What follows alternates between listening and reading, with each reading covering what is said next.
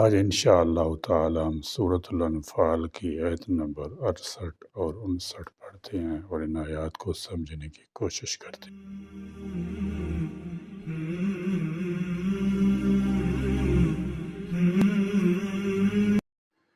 اعوذ باللہ من الشیطان الرجیم، بسم اللہ الرحمن الرحیم۔ لولا کتاب من اللہ سبق لمسکم فیما اخذتم عذاب عظیم، فکلوا مما غنمتم حلالا طیبا واتقوا اللہ ان اللہ غفور رحیم۔ لولا، اگر نہ ہوتی، کتاب، ایک بات بھی لکھی ہوئی۔ اس میں مفسرین کا اختلاف ہے کہ یہ لکھی ہوئی بات کیا تھی۔ بعض نے کہا کہ اس سے مال غنیمت کی حلت مراد ہے، یعنی چونکہ یہ نوشتہ تقدیر تھا کہ مسلمانوں کے لیے مال غنیمت حلال ہوگا، اس لیے تم نے فدیہ لے کر ایک جائز کام ہی کیا ہے۔ اگر ایسا نہ ہوتا تو فدیہ لینے کی وجہ سے تمہیں عذاب عظیم پہنچتا۔ بعض مفسرین نے اہل بدر کی مغفرت اس سے مراد لی ہے، بعض نے رسول اللہ صلی اللہ تعالی علیہ وسلم کی موجودگی کو عذاب سے مانع ہونا مراد لیا ہے۔ من اللہ، اللہ کی طرف سے، سابقہ، پہلے ہی، لمسکم، البتہ تمہیں پہنچتا، فیما، اس کے بدلے میں جو، اخذتم، تم نے لیا، عذاب، عذاب، عظیم، بہت بڑا۔ فرمایا لولا کتاب من اللہ سبق، یا اللہ کی طرف سے لکھی ہوئی کتاب سے مراد کئی باتیں ہو سکتی ہیں۔ ایک یہ کہ اگر اس امت کے لیے غنیمت حلال نہ کر دی گئی ہوتی، جیسے کہ بخاری کی حدیث میں وَأُحِلَّتْ إِلَى الْغَنَائِمُ، اور میرے لیے غنیمتیں حلال کر دی گئیں سے معلوم ہوتا ہے۔ ابن جریر رضی اللہ تعالی علیہ نے اسی کو پسند فرمایا۔ دوسری یہ کہ بدر میں جو صحابہ شریک ہوئے ان کے گناہ بخشے جا چکی ہیں وغیرہ۔ بعض اہل علم نے کہا کہ رسول اللہ صلی اللہ تعالی علیہ وسلم کو وجود مبارک عذاب نازل ہونے سے مانے تھا، جیسے کہ فرمایا وَمَا كَانَ اللَّهُ لِيُعَذِّبَهُمْ وَأَنْتَ فِيهِمْ، اور اللہ کبھی ایسا نہیں کہ انہیں عذاب دے جبکہ تو ان میں ہو۔ شاہ عبد القادر رحمۃ اللہ تعالی لکھتے ہیں وہ بات یہ لکھ چکا ہے کہ ان قیدی لوگوں میں بہت سوں کی قسمت تھی مسلمان ہونا۔ الغرض، اگر یہ باتیں پہلے نہ لکھی جا چکی ہوتی تو تم پر عذاب نازل ہو جاتا۔ اور اس آیت میں کتاب من اللہ سابقہ کے بارے میں مفسرین نے اور کئی اقوال ذکر کیے ہیں۔ نمبر 1، اس لکھی ہوئے سے مراد یہ ہے کہ اجتہاد پر عمل کرنے والے سے مواخذہ نہ فرمائے گا، اور یہاں سے صحابہ کرام رضی اللہ تعالی عنہم نے اجتہاد ہی کیا تھا، اور ان کی فکر میں یہی بات آئی تھی کہ کافروں کو زندہ چھوڑ دینے میں ان کے اسلام لانے کی امید ہے، اور فدیہ لینے میں دین کی تقویت ہوتی ہے۔ اس پر نظر نہیں کی گئی کہ قتل میں اسلام کا غلبہ اور کفار کی تحدید ہے۔ یہاں ایک مسئلہ یاد رکھیں کہ سید عالم صلی اللہ تعالی وسلم کا اس دینی معاملہ میں صحابہ کرام رضی اللہ تعالی عنہ کی رائے دریافت فرمانا مشروعیت اجتہاد کی دلیل ہے۔ نمبر 2، کتاب من اللہ سابقہ سے وہ مراد ہے جو اس نے لوح محفوظ میں لکھا کہ اہل بدر پر عذاب نہ کیا جائے گا۔ نمبر 3، یا اس سے وہ مراد ہے جو اس نے لوح محفوظ میں لکھا کہ اللہ تعالیٰ تمہارے لیے غنیمتیں حلال فرمائے گا۔ یاد رہے کہ آیت کے اگلے حصے لمسکم فیما اخذتم میں ان صحابہ کرام رضی اللہ تعالی عنہم سے خطاب ہے جو فدیہ لینے پر راضی تھے۔ حضور اقدس صلی اللہ تعالی علیہ وسلم اس خطاب میں داخل نہیں۔ جب یہ آیت کریمہ نازل ہوئی تو نبی اکرم صلی اللہ تعالی علیہ وسلم نے ارشاد فرمایا کہ اگر آسمان سے عذاب نازل ہوتا تو حضرت عمر بن خطاب اور حضرت سعد بن معاذ رضی اللہ تعالی عنہ بچ جاتے، کیونکہ ان کی رائے علی فدیہ لینے کے خلاف تھی۔ اس شان نزول سے حضرت عمر فاروق رضی اللہ تعالی عنہ کی عظمت و شان ظاہر ہوئی کہ اللہ تعالیٰ کی بارگاہ میں آپ رضی اللہ تعالی عنہ کا مقام ایسا بلند ہے کہ اللہ تعالیٰ آپ رضی اللہ تعالی عنہ کی رائے کے مطابق قرآن مجید کی آیات نازل فرماتا ہے۔ ترمذی شریف میں حضرت عبداللہ بن عمر رضی اللہ تعالیٰ عنہ سے روایت ہے، تاجدار رسالت صلی اللہ تعالیٰ علیہ وسلم نے ارشاد فرمایا، اللہ عز و جل نے عمر کی زبان اور دل پر حق جاری فرما دیا ہے۔ حضرت عبداللہ بن عمر رضی اللہ تعالیٰ عنہ فرماتے ہیں، جب کبھی لوگوں میں کوئی معاملہ درپیش ہوا اور اس کے بارے میں لوگوں نے کچھ کہا اور حضرت عمر فاروق رضی اللہ تعالیٰ عنہ نے بھی کچھ کہا تو حضرت عمر فاروق رضی اللہ تعالیٰ عنہ کی رائے کے مطابق قرآن نازل ہوا۔ بیان کردہ آیت کے علاوہ 20 سے زائد آیات ایسی ہیں جنہیں اللہ تعالیٰ جل شانہ نے حضرت عمر فاروق رضی اللہ تعالیٰ عنہ کی رائے کے مطابق نازل فرمایا۔ ان میں سے 5 آیات یہ ہیں۔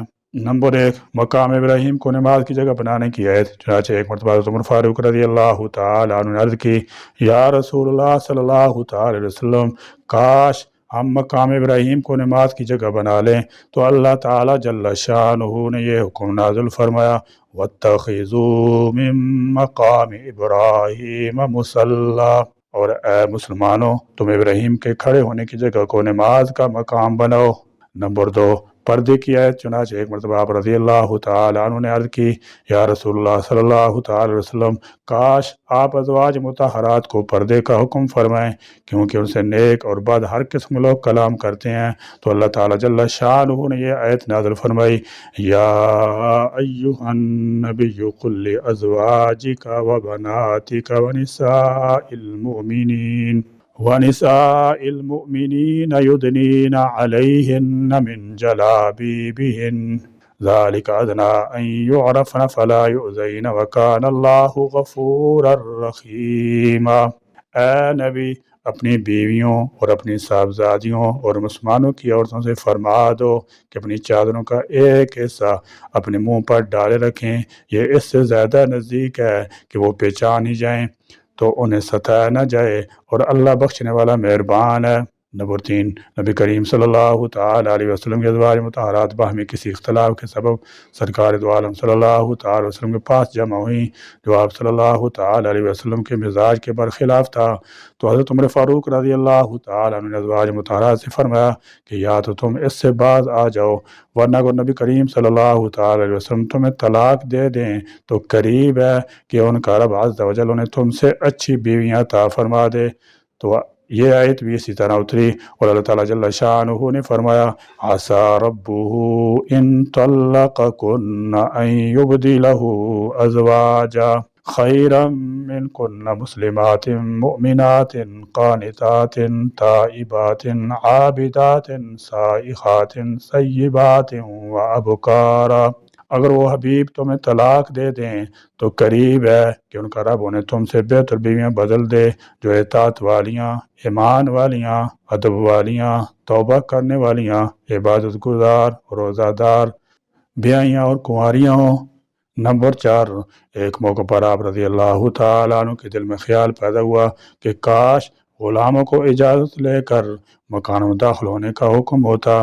اس پر یہ آیت کریمہ نازل ہوئی، یا ایھا الذین آمنوا لیستأذنکم الذین ملکت ایمانکم والذین لم یبلغوا الحلم منکم 3 مرات من قبل صلاة الفجر وحین تضعون ثیابکم من الظہیرہ ومن بعد صلاة العشاء 3 عورات لکم لیس علیکم ولا علیہم جناح بعدہن طوافون علیکم بعضکم علی بعض کذالک یبین اللہ لکم الآیات واللہ علیم حکیم۔ اے ایمان والو، تمہارے غلام اور تم میں سے جو بالغ عمر کے نہیں پہنچے، انہیں چاہیے کہ 3 اوقات میں فجر کی نماز سے پہلے اور دوپہر کے وقت جب تم اپنے کپڑے اتار رکھتے ہو، نماز عشاء کے بعد گھر میں داخل سے پہلے اجازت لیں۔ یہ 3 اوقات تمہاری شرم کے ہیں، ان 3 اوقات کے بعد ان پر کچھ گناہ نہیں، وہ تمہارے ہاں ایک دوسرے کے پاس بار بار آنے والے ہیں۔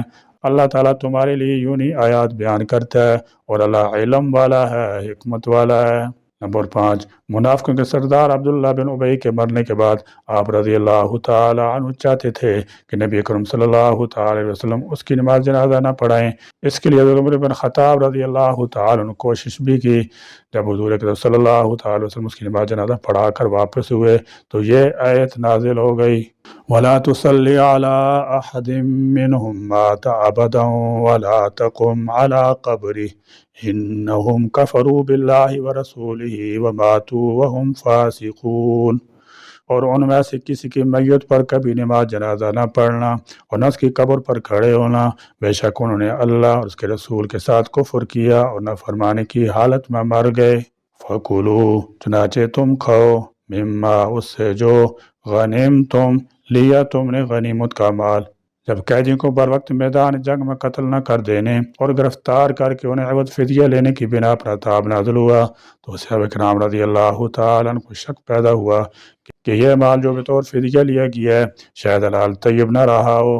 اس شبہ کو دور کرنے کے لیے آیت نازل ہوئی، کیونکہ فدیہ کی رقوم بھی اموال غنائم میں شامل تھیں، اور فرمایا کہ یہ مال اللہ کا عطیہ ہے، اسے بے طیب خاطر استعمال میں لاؤ۔ البتہ جہاد کے سلسلے میں دنیا کے مال پر نظر رکھنا اور اسے اس قدر اہمیت نہ دینا چاہیے کہ جہاد کا بلند تر مقصد ثانوی حیثیت اختیار کر جائے۔ حلالا طیبا، حلال پاکیزہ، واتقوا اللہ، اور اللہ سے ڈرو، ان بے شک اللہ غفور، بہت بخشنے والا ہے، رحیم، نہایت رحم کرنے والا ہے۔ اللہ تعالیٰ جل شانہ نے مال غنیمت کو حلال قرار دے کر فرمایا فَكُلُوا مِمَّا غَنِمْتُمْ حَلَالًا طَيِّبًا، پس کھاؤ اس میں سے جو تمہیں غنیمت دیا گیا ہے، یہ تمہارے لیے حلال اور پاکیزہ ہے، یہ پہلی امتوں کے لیے حرام تھا اور تمہارے لیے پاک ہے، بلکہ تمام مالوں میں سب سے پاک مال یہی ہے۔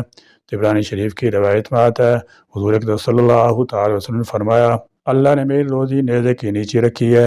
محدثین کرام رحمۃ اللہ تعالی علیہ پاکیزہ روزی کے متعلق بحث کرتے ہیں کہ پہلے نمبر پر پاکیزہ ترین روزی مال غنیمت ہے، اس کے بعد دوسرے نمبر پر تجارت کے مال کی ہے، ایسی تجارت جو صحیح طریقے سے کی جائے، پھر تیسرا نمبر کاشتکاری کی روزی ہے کہ اس میں اللہ کی ذات پر توکل کیا جاتا ہے، اس کے بعد عام قصب حلال جو چوتھے نمبر پر آتا ہے۔ تو مال غنیمت کے 5 حصے کرو، ان میں سے 4 حصے جہاد میں حصہ لینے والے غازیوں میں تقسیم کر دو، اور 5ویں حصے میں نبی اگر موجود ہے تو اس کے قرابدار، نبی کی موجودگی میں یتیم، مسکین، مسافر شامل ہیں۔